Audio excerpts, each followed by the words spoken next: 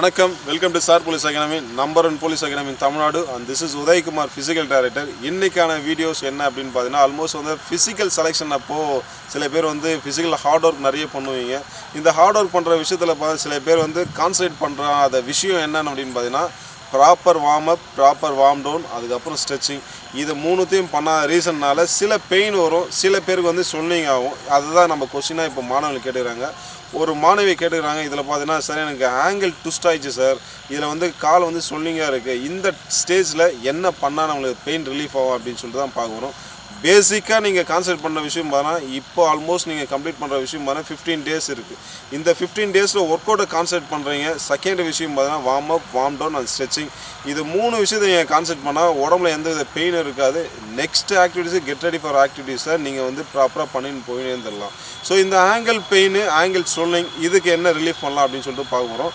First one, நீங்கள் concentrate பண்ணுற விஷயம் என்னென்னு பார்த்தீங்கன்னா, ஃபஸ்ட்டு ஐடியா அப்படின்னு பார்த்தீங்கன்னா, நீங்கள் வந்து ஐஸ் க்யூப், அந்த ஐஸ் க்யூப்பை வந்து ஆல்மோஸ்ட் பார்த்தீங்கன்னா எந்த இடத்துல பெயின் இருக்குது, ஃபார் எக்ஸாம்பிள் ரிஸ்ட்டில் பெயினாக இருக்குது, ஷோல்டரில் பெயினாக இருக்குது, இங்கே ஆங்கிளில் பெயினாக இருக்குன்னா, ஃபஸ்ட் ஐடாக நீங்கள் என்ன பண்ணணுன்னா, ஃபஸ்ட்டு ஐஸ் க்யூப் வந்து அப்ளை பண்ணுங்கள். கண்டினியூவாக அப்ளை பண்ணுமான்னு பார்த்தீங்கன்னா, கண்டிப்பாக அப்ளை பண்ண தேவையில்லை. மினிமம் 30 செகண்ட் அப்ளை பண்ணுங்கள். 1 மினிட் ரெஸ்ட் விடுங்க. திருப்பி அகைன் 30 செகண்ட் நீங்கள் ஸ்டார்ட் பண்ணுங்கள். இது ஆங்கிள் பெயினுக்கு கேட்ட கொஸ்டினுக்கு என்னென்னா, பேசிக்காக ஃபஸ்ட்டு நீங்கள் ஐஸ் க்யூப் அப்ளை பண்ணுங்கள். ஐஸ் க்யூப் அப்ளை பண்ணதுக்கு அடுத்த ஸ்டேஜாக என்ன பண்ணணும், பேசிக்காக நீங்கள் ஸ்ட்ரெச்சை கான்சன்ட்ரேட் பண்ணுங்கள்.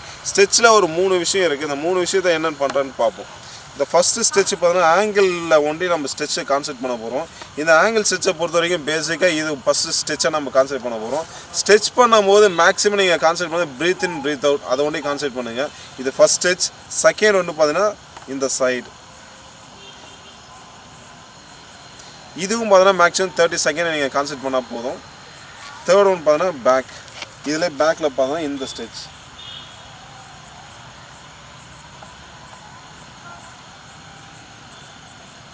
The last one பார்த்தீங்கன்னா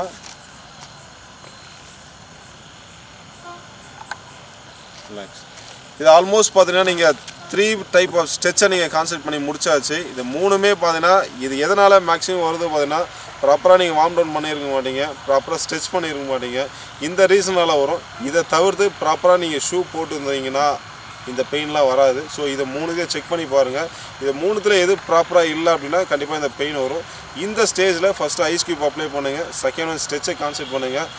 1 வீக் ஆர் 5 டேஸ், இந்த 3த்தையும் பார்த்தீங்கன்னா ஒரு 5 டேஸ் நீங்கள் ரிலாக்ஸாக விட்டுருங்க. அது ப்ரெஷர் பண்ணி நீங்கள் எதுவுமே பண்ண வேணாம். ஃபார் எக்ஸாம்பிள் ப்ரெஷர் பண்ணுற ஈவெண்ட் அப்படின்னு பார்த்தீங்கன்னா, ஸ்ப்ரிண்ட்டு ஓட வேணாம், ஜம்ப் பண்ணி எந்த ஆக்டிவிட்டிஸும் பண்ண வேணாம். இதை ஒன்று நீங்கள் கான்சன்ட்ரேட் பண்ணால ஆங்கிள் பெயின் ரிலீஃப் ஆகலாம். இதை தவிர்த்து வேறு எதுவும் நீங்கள் கான்சன்ட்ரேட் பண்ணதெல்லாம் ஐஸ் க்யூப் பண்ணி ரெகுலராக அப்ளை பண்ணுங்கள். அப்ளை பண்ணாலே போதும், இந்த பெயின்லேருந்து ரிலீஃப் ஆகி வரலாம். All the best. தேங்க்யூ.